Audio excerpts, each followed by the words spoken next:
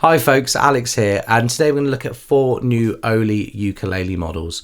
Andrew Katakis and the team over at the ukulele site in Oahu made me so welcome earlier in the year, and I really got a flavour of what OLI is about.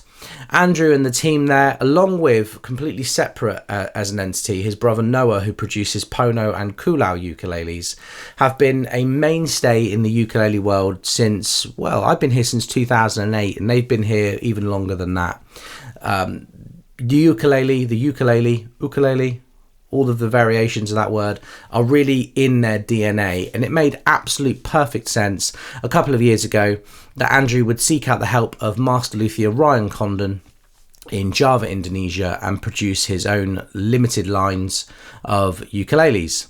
Earlier in the year we had some customs, we had some L series standard models, and to be frank, they came in, they flew out. We share this brand in the UK with Matt at World of Ukes. He's actually received 2 ukuleles that he will be making a video of soon that I've not had here. So let's see what they're about in the days to come. But the 4 we're going to look at, I had no idea what to expect. I said to Andrew, I had a lengthy conversation with Andrew recently, and he said, I'm going to send you 4 ukuleles. I'm going to send you these ukuleles, and they're going to blow your socks off. Andrew had a right to be confident, basically, is what I'm trying to say.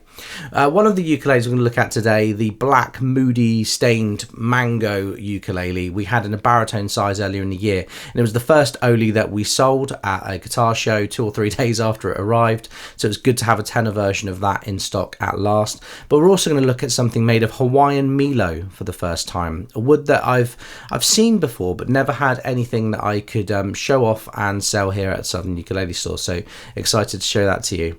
But what are the other 2? Well, stick around, find out. I can't wait to show you.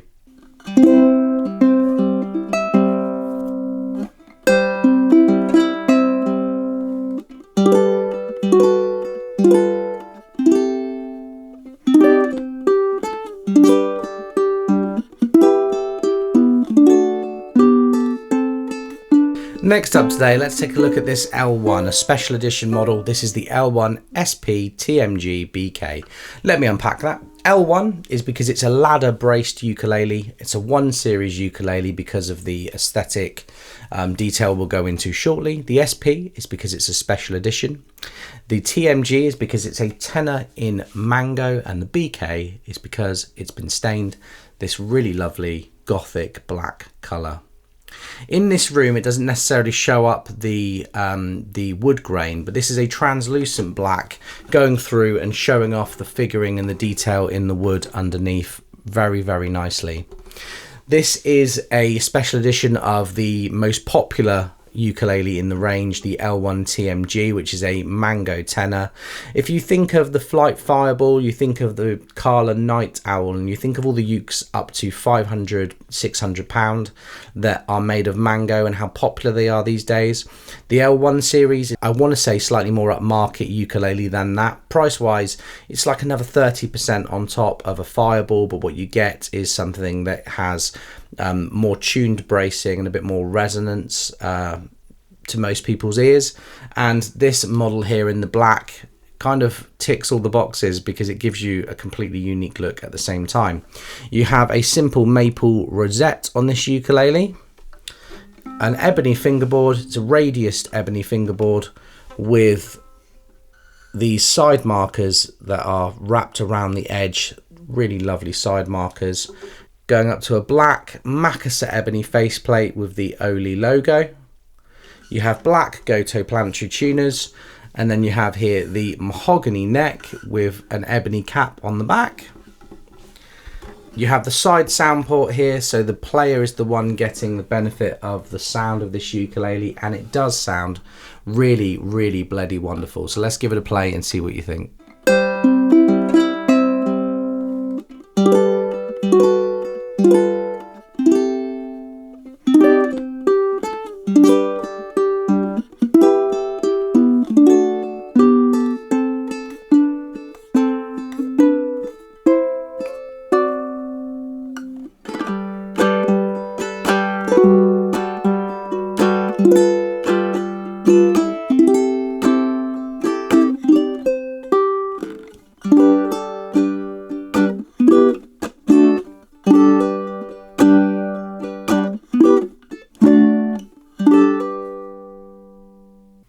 Okay, this next ukulele is an L3 TRML. Now, I couldn't really unpack anything in the code there, except that L3 means that this is pretty special and has some unique features to it, as well as being a limited run. I believe there's only 6 of these being made. It has a Californian Old Growth Redwood top.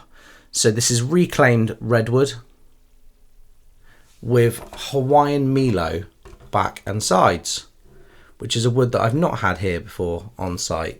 Why is redwood so special? Well, I think apart from the image you get of these really tall trees in national parks in America, there's this sound that comes with redwood. Redwood is very similar to cedar, but actually aesthetically usually has a lot more going on with it. Cedar is very tight, straight grained, kind of looks like the inside of a pencil when you when you open it up. But redwood has some more quirky look and character to it, and I find that almost always translates into the sound of a ukulele. So these pieces of wood tell more of a story when you look at them up close. You have a lot more striking contrasts in the wood grain, and I think sound wise what you get is something that's open. It feels quite soft, so you have lots of when I say it feels quite soft, a soft wood, so it has lots of projection and lots of character. The basses are accentuated, the trebles are accentuated. It's a perfect classical guitar type wood, so a fingerstyle player's wood. It's not a wood you see very often. It's not something that's just out there in the world all the time. Quite often the pieces you see are reclaimed. I think it's probably illegal just to go into a national park and cut down one of these trees, so they're almost always felled trees. But I know that most of you will be more interested in learning about Hawaiian Milo. So Hawaiian Milo, I have seen on 2 or 3 ukuleles before. I believe I saw a Chuck Moore and More Better ukulele with Hawaiian Milo back and sides, and it's considered the Hawaiian equivalent of Rosewood. You know, if you were to, the makeup of that wood is very similar to a rosewood, but the tropical climate and the adaptability of the fauna in Hawaii, where it's attacked by, but it's gifted so much sun and so much humidity and water, means that what you get is this wood that has a very unique look to it. And this actually has a gorgeous piece of sapwood running down the middle with that koa, master grade koa strip separating it. The koa inlays on this ukulele were provided by Joshua Johansson, who's a luthier who actually for many years lived here in the UK, but moved back to Hawaii. And some of the really top end Japanese ukuleles and Hawaiian ukuleles we've had in recent years have had this koa. I think apart from kanile'a, Joshua Johansson has the good koa, if that makes sense. You have a side sound port here which is inlaid in turquoise and koa, and the front and back koa binding is figured just really wonderfully in koa, with the turquoise accentuating it all the way around as well. You have an ebony fingerboard and bridge, but we didn't talk yet about why people go for the top end L series ukuleles, and that's because we fall in love with them with our eyes. So this is a mandala inlay done in Hawaiian koa here at the top. The OLI logo also done in koa with turquoise binding around the face plate, which is ebony. You have gold Goto planetary tuners, and it's a one-piece mahogany neck. The L3 series, I believe, have one-piece necks all the way through. Everything in the series that has an L3 in the code has these necks, and they have dual carbon fiber truss rods inside, which create a really interesting balance, because normally these truss rods create a lot of weight. There's no weight to this ukulele at all. It's absolutely feather light. It's as light as a kanile'a, which is always my barometer of how light something should be in your hands. You have koa binding up the side here with really interesting black inlaid fret dots, which look like wood. So they actually look like a feature rather than just typical fret dots. And then finally have koa petals running down the fingerboard inlays. So the mandala and then the koa petals in all the right places going down the neck. One thing I noted from Corey Fujimoto's video on this ukulele a few weeks ago is he said that the L3 series tops also have no inner cuffling. So actually looking in this ukulele, you can see that it's very uniquely tuned and braced to help this top resonate as much as possible. And the inner linings are solid pieces around the back, so you don't have this kind of jigsaw puzzle pieces going around. This has been made to shape on the outside and on the inside. There's a lot going on with this ukulele. There's a lot that makes this a kind of custom run model.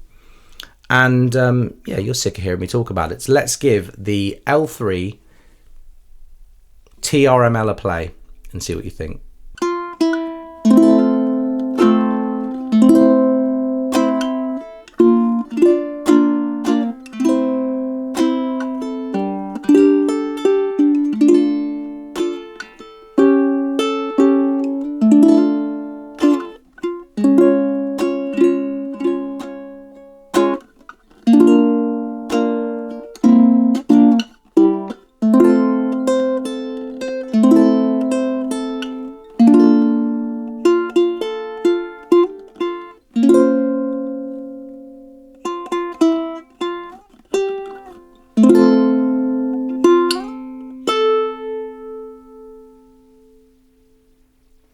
What an interesting voicing.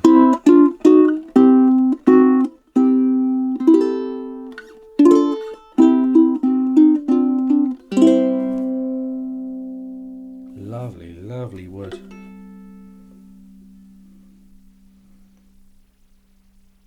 It plays so smooth. I don't remember playing a ukulele smooth in a really long time.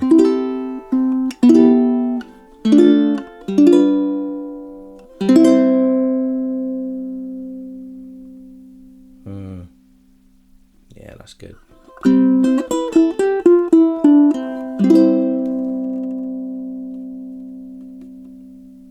I can't think of anything else we've got in the shop that has this kind of sound. It's I don't know, it's like it's really direct and loud, but it's still got a kind of fluffy, warmer tone in the mids. Beautiful, beautiful uke. The wood on this next ukulele is so dark I've had to actually turn the lights up in here, which only accentuates just how untanned I am. This ukulele is the X2-TTS-RR. Now, apart from highlighting that I cannot say my R's properly, this ukulele is a really moody looking instrument, a really dark piece of torrefied wood. This is actually spruce, although from a distance you could be forgiven for thinking that this was mahogany. The X series ukuleles are X braced inside, so the top is reinforced with bracing going diagonally across the top underneath. And the L series and X series are really the core of why OLI offers so many models. It's trying to give players a very particular choice in how their ukulele sounds and responds. I find that the X series ukuleles have a very traditional sound to them typically, but there's nothing really traditional about these woods. Well, maybe there is. This is a Torrefied Spruce top, which is a kiln baked spruce top, which changes the molecular structure of the ukulele inside to basically simulate the aging process. So what you have here, as many of you will have seen before on a Nui Nui ukuleles and other Luffy boot instruments like the Coasts, is a ukulele basically with a top that sounds 100 years old, but it's a brand new piece of spruce. And then the back and sides of this ukulele are red rosewood. So this is another limited model here with really figured rosewood. Now, it's not the lighting in this room, just this ukulele is extremely dark unless you shine a light directly on it. It's got some real character to it. You know when you see when you see a meal in a restaurant and you look at it and you think, well, why doesn't mine look like that at home? That's what the effect of these woods together is. It's like, well, okay, well, I've got rosewood at home, but the rosewood doesn't look anything like this. And, you know, I've got spruce at home, but my spruce is white. This is almost like a chocolate colour. And the texture and depth of the grain on the spruce is something that really just needs to be examined up close in a bright room, because there is so much depth to this instrument. You have a lovely simple rosette here. You have the ebony fingerboard with the side dots going up to an ebony faceplate with the OLI logo. Goto planetary tuners, gold with black buttons. The front and back of this ukulele have what look like ebony binding. It could be rosewood. I'll make sure I put the right wood in the description if you were to click through on the links. And then you have a side sound port here, which I like the angle of these side sound ports. There's something about them. Now, Romeo was pointing out to me when you play it, the side sound ports of these ukuleles are completely directional.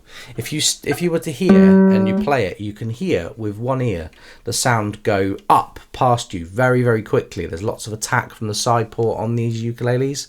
Perhaps it's this combination of wood, or the combination of woods we're looking at today. But there's a real flavour to these instruments, and that's the word I have to keep using, because there's just, I don't know, they're just very well seasoned and really well thought out. Let's give this X2 TTSRR a play and see what you think. Ooh, this is sound lovely.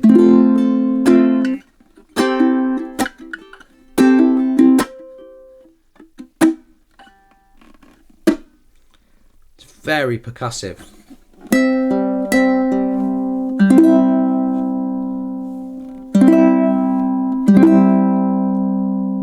There's huge bass when you pull it away from your body. There's a huge increase in the lower mids. Okay.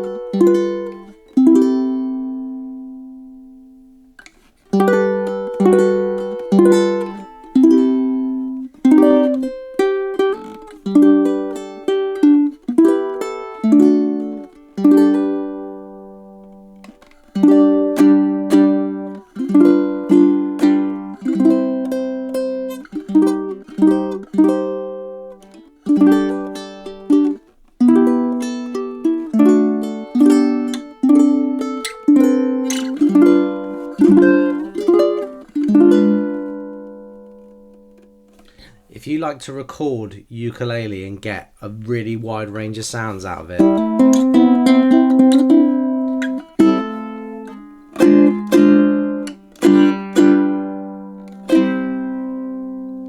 yeah, I think this could do anything, you know. The last ukulele we're going to look at today is a baritone. This is the L2-BCE. The L2-BCE is made of Western red cedar, so North American cedar, with Makassar ebony back and sides, which are the darkest, dreamiest chocolate colour you could imagine. Really a very, very contrasting looking ukulele from a distance. You have here a wraparound Makassar ebony armrest, so as you play it, you can kind of rest easy. But the way that wood contrasts with the top, we've seen it a million times before, but the actual depth and wood grain on this ukulele wrap around the whole instrument just naturally. So Western red cedar and ebony together are another great classical guitar style combination. This is a great finger pickers ukulele. Being a baritone size as well, and the voicing of it, it naturally has just a really throaty, deep sound. Lots of projection. If you were playing in an ensemble, it's going to cut through. Arguably, you know, if you're in a room full of people, this is one of the few ukuleles that could really hold its own and still reproduce good bass frequencies that we've had. It's definitely more in the classical guitar realm of ukulele sound than the traditional Hawaiian sound. It's not a dreamy, sleepy ukulele. It's just expressive and clean throughout, very modern sounding. You have a simple rosette there with the inlays once again on the side that you can see when you look down, going up to a Hawaiian hanging heliconia. I nearly got it in one take, didn't I? Going down to a Hawaiian hanging heliconia.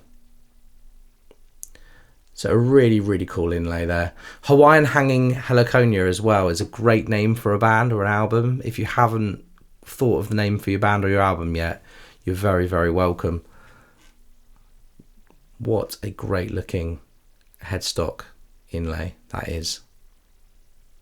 You have the mahogany neck once again with the Goto planetary tuners, and the fingerboard is bound, so you have this very, very slight turquoise binding going down either side of the fingerboard. The front and back is a simple 3-ply binding all the way around.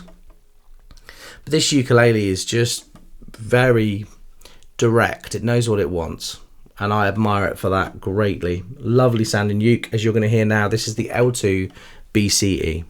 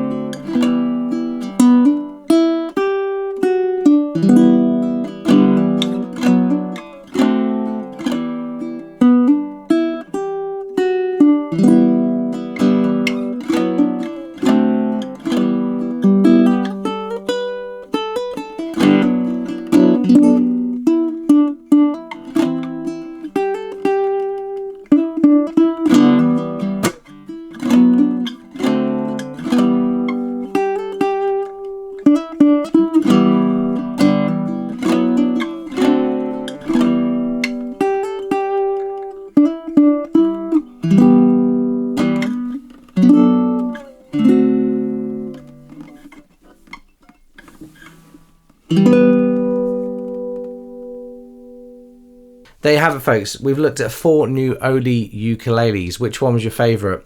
It's going to be harder than most videos to decide this, because all of these ukuleles offer something very similar but very different at the same time. For me, the one that really stood out, the X2, the sound of that as I was playing it, I really felt the whole instrument against my body. I really felt just, yeah, I could play this one forever, you know. But all of them just really top-end ukuleles. Andrew sending me these and not really letting me know what we were going to get was a really lovely surprise, because quite often, you know, I'm ordering things thinking what customers would want, and actually receiving these and then filming the video the next day has enabled me to just have this kind of excitement and anticipation about OLI ukuleles once again. And I love the idea that some of these we'll only ever see once, and others we may see limited runs in the years to come. But either way, I'm just excited to be along for the ride. Thank you so much for watching, folks. I'll be back very, very soon.